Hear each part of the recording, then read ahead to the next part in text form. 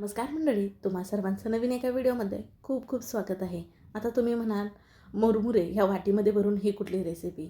आता हे तर तुम्हाला मी पुढे सांगतेच, पण व्हिडिओ मात्र कुठे स्किप न करता शेवटपर्यंत बघा.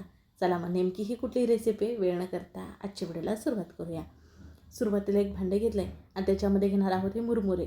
बरेच जण कुरमुरे चुरमुरे असं म्हणतात बरं का. आता हे जे मुरमुरे घेतले ते सादळलेले घेतले ते बघा. आता उन्हाळा म्हटलं की बऱ्याच ठिकाणी जत्रा सुरू असतात. मग हे जत्रेतले मुरमुरे आहेत, पण सादळले असल्यामुळे तसेच पडलेले आहेत. मग चला म्हटलं आज ह्याच्यापासून एक रेसिपी करूयात. 2 कप इतके हे मुरमुरे घेतलेत. अगदी तुमच्याकडे चुरचुरीत म्हणजे कुरकुरीत असतात ना ते मुरमुरे असतील ते घेतलात तरीसुद्धा चालेल. आता हे मुरमुरे अगोदरच निवडून पाकडून घ्यायचे बघा. आणि नंतर काय करायचं आहे, ह्याच्यामध्ये पाणी घालायचं आहे. म्हणजेच की हे मुरमुरे आपल्याला धुवून घ्यायचे आहेत. पाण्यामध्ये चांगले असे ना आतमध्ये डुबून घ्यायचे आहेत आणि हलक्या हाताने असे चोळायचे आहेत बघा. अगदी असे 5 मिनटं तुम्ही पाण्यामध्ये भिजत ठेवलात तरीसुद्धा चालेल. पण अगदी बघा अर्धा मिनिटभर मी असे पाण्यामध्ये ना वर खाली करून घेतलेत. त्याच्यामुळे हे नरम झालेत, भिजत घालण्याची गरज नाही. आता इथं मिक्सरचं जार घेतलं आहे आणि ह्या कुरमुऱ्यामधलं जेवढं जमेल ना ती इतकं पाणी असं पिळून काढत आहे बघा. जास्तीचं पाणी ठेवायचं नाही, नाहीतर ह्याचं आपण मिश्रण करणार आहोत ना ते पातळ होईल म्हणून. आता ह्याच्यामध्ये ना आपण काहीच न घालता मिक्सरला ह्याची पेस्ट करून घेणार आहोत. आता हे धुतल्यामुळे नरम झाले, त्याच्यामुळे सुरुवातीला पाणी घालायचे नाही बघा. असं वाटून घ्यायचं. पण जमेल ती इतकं बारीक हे वाटलेलं नाही म्हणून काय थोडंसंच पाणी घालायचं, 2 ते 3 चमचे इतकं. आणि मग मिक्सरला पुन्हा फिरून घ्यायचं. आणि बघा एकदम मस्त बारीक अशी ह्याची पेस्ट तयार झाली. आता ही तयार पेस्ट का नाही आपण एका भांड्यामध्ये काढून घेऊयात. आता ह्या मुरमुरेच्या ऐवजी तुम्ही पोहे घेतलात तरी चालेल, किंवा 1 कप कुरमुरे आणि 1 कप पोहे असे जरी दोन्ही का नाही धुवून पाण्यातनं पिळून असे मिक्सरला पेस्ट करून घेतलात तरीसुद्धा चालेल. आता 2 कप कुरमुरे होते का नाही त्याच्यासाठी 1 कप इतका बारीक रवा घेतला आहे बघा. रवा हा बारीकच वापरायचा आहे. जर मोठा रवा असेल तर तो सुद्धा अगोदर एकदा मिक्सरला फिरून घ्या, मग तो तुम्ही इथे वापरू शकता. आणि नंतर ह्याच्यामध्ये ना अर्धा कप इतकं दही घातलेलं आहे. म्हणजे 1 कप रव्यासाठी अर्धा कप दही घालायचं. दही जर आंबट असेल तर जरा कमी घालू शकता. आता हे सुरुवातीला ह्याच्यामध्ये ना मिसळून घ्यायचं. आता ह्याच्यामध्ये पाणी घालायचं आहे आणि मस्त मिश्रण आपल्याला करून घ्यायचं आहे. ह्याच्यामध्ये गुठळ्या राहता कामा नये. 1 कप इतकं पाणी घेतलं आहे बघा. लागल ना तसं थोडं थोडं करून घालूयात आपण, एकदम घालायचं नाही. तुम्हाला बघा आपण नेमकी कुठली रेसिपी करत आहोत हे नव्हतं सांगितलं. तर आज आपण करत आहोत वाटी इडली. अगदी करायला सोपी, जवळजवळ ना 10 ते 15 मिनटामध्ये बनवून होते आयत्या वेळेस.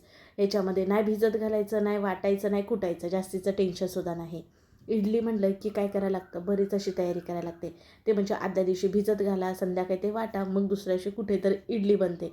ह्याच सगळ्या प्रोसेसला 2 दिवस लागतात. पण आपण झटपट अशी ही इडली करणार आहोत.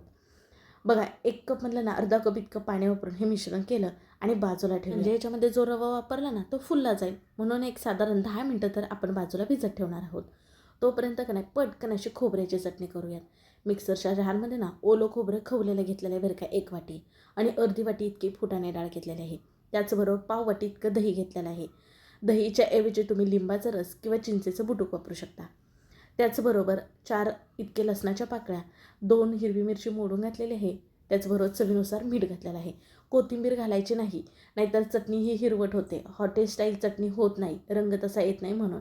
एकदा मिक्सरला फिरून घेतली आणि नंतर बघा थोडंसंच पाणी घालून जमेल ती इतकी आपण ही आता चटणीना बारीक वाटून घेणार आहोत. ओलं खोबरं तुम्ही पातळ चकत्या कापून घेतलात तरीसुद्धा चालेल. शिवाय फुटाणे डाळीच्या ऐवजी शेंगदाणे भाजून त्याच्यावरचे सालं काढून ते शेंगदाणे इथं वापरू शकता. आणि बघा एकदम बारीक स्मूथ चटणी वाटली. चटणी किती घट्ट पातळ हवी त्याच्यानुसार पाणी घालू शकता. आणि बघा आपण हॉटेलमध्ये गेल्यानंतर इडली डोसा सांबारसोबत चटणी खातो ना, अगदी टेस्ट तशी लागते बघा. आता ही इडलीसोबत चटणी खात असल्यामुळे ना आणखीन थोडंसंच ह्याच्यामध्ये पाणी घातलं, म्हणजेच मिक्सरच्या जारला बरीच अशी आपली चटणी ही लागलेली असते की नाही, म्हणून त्याच्यामध्येच पाणी घालून ह्याच्यामध्ये घालून मिसळून घेतलं बघा. आता ह्या चटणीला ना आपण तडका देऊयात. त्याच्यासाठी फोडणी पात्रामध्ये ना पावपळ इतकं तेल गरम करून घेतलं आहे. अर्धा चमच इतकी उडदाची डाळ, पाव चमच इतकी मोहरी, पाव चमच इतके जिरे घातलेत. त्याचबरोबर काही कढीपत्त्याचे पानं घातलेत. आणि फोडणी बघा चांगली तडतडली ना मग चटणीवरती घालून घ्यायची. अगदी तुम्ही ह्याच्यामध्ये लाल मिरची किंवा हिरवी मिरची फोडणीमध्ये घालू शकता. बघा मिसळून घ्यायचं आणि मस्त इथं ना आपली ही चटणी तयार झाली. इडली डोसा आंबोळी ह्याच्यासोबत ना एकदम भारी लागते. केव्हाही तुम्ही डाळ तांदळाची जरी इडली केल्यात ना तर त्याच्यासोबत ही चटणी करून बघा, 1 नंबर लागते बरं का. आता आपण करत आहोत वाटी इडली. त्याच्यासाठी नाही तर एकसारख्या 4 वाट्या घेतल्यात बघा. आणि त्याला आतल्या बाजूला ना थोडंसं तेल लावून घेणार आहोत. अगदी तूप लावून घेऊ शकता. आता इथं मी ही इडली वाटीमध्ये करत आहे. तुम्ही नेहमीप्रमाणे इडली पात्रामध्ये केलेत ना तरीसुद्धा चालेल बरं का.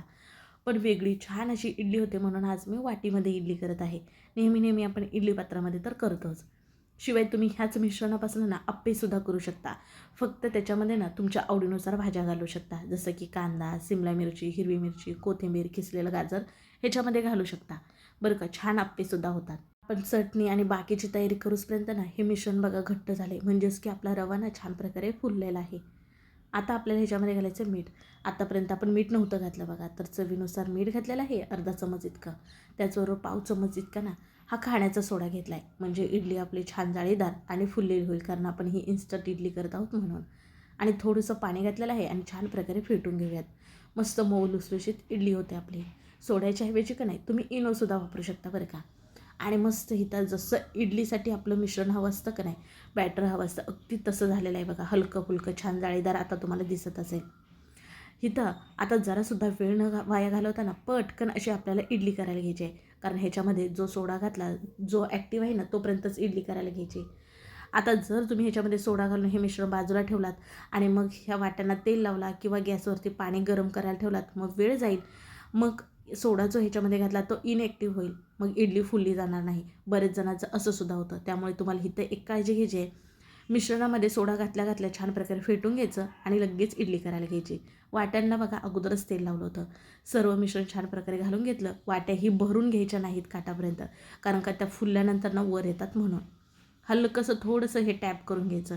आता वरून वाटलं तर थोडंसंच तुम्ही लाल तिखटसुद्धा भुरभरून घेऊ शकता.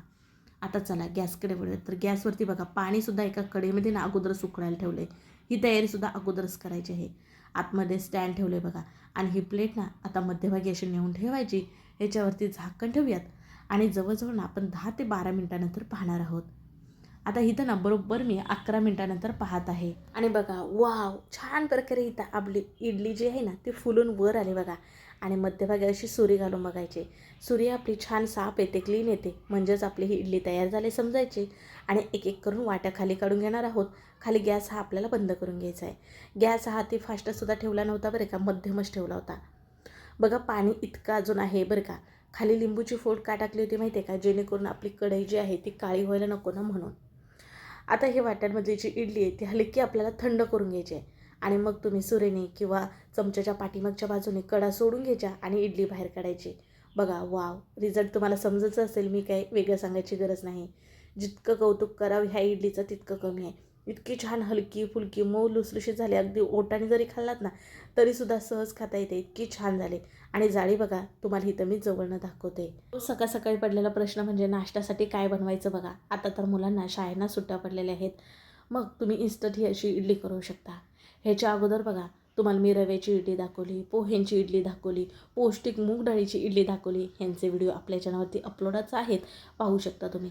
आणि इडली बघा अगदी छान हलकी फुलकी मऊ लुसलुशीत झाले. म्हणजे एक जरी इडली खाल्लात ना तुम्ही तर अगदी दिवसभर तुमचं पोट भरल्यासारखं वाटेल. इतकी छान जबरदस्त लागते.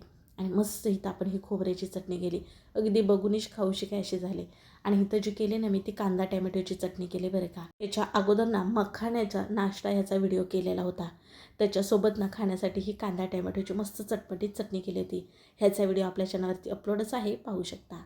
आणि मस्त इथं आपली खाण्यासाठी ही कुरमुऱ्याची चटणी तयार झाली. आता तुम्हाला हा नाश्ता मोडून दाखवते. आतपर्यंत बघा अगदी छान इडली तयार झाली. अगदी मऊ लुसलुशीत, शिवाय आतून जाळीदार झालेले आहे. ह्या खोबऱ्याच्या चटणीसोबत जबरदस्त खायला लागत होती बरं का. तुम्हाला इथं मोडत्या वेळेसच अंदाज येत असेल किती हलकी फुलकी झाले. शिवाय ह्या टॅमॅटोच्या चटणीसोबत सुद्धा अगदी छान लागते बरं का. आता तुम्ही ह्याच मिश्रणापासून का नाही वेगवेगळे प्रकार करू शकता. जसं की तुम्ही आंबोळी करू शकता, डोसा करू शकता. त्याचबरोबर तुम्हाला सांगितलं अप्पेसुद्धा तुम्ही करू शकता. मस्त अगदी डिशमध्ये एक इडली घ्यायची, वरून खोबऱ्याची चटणी घालायची आणि मस्त ताव मारायचा. एक नंबर लागते बरं का. तुम्ही सुद्धा करून ना मला नक्की कमेंटमध्ये कळवा तुमच्या घरामध्ये ही इडली आवडली का. शिवाय व्हिडिओ शेअर करा तुमच्या मित्रमैत्रिणी परिवारामध्ये, म्हणजे ते सुद्धा सादळलेल्या कुरमुऱ्यापासून ना ही नक्कीच इडली करून पाहतील. शिवाय व्हिडिओ जरासुद्धा आवडला ना पटकन एक लाईक ठोका बघा. आणि चॅनलला आपल्या सबस्क्राईब करायला मात्र विसरू नका, म्हणजे येणारे सर्व व्हिडिओ तुम्हाला पाहायला मिळतील.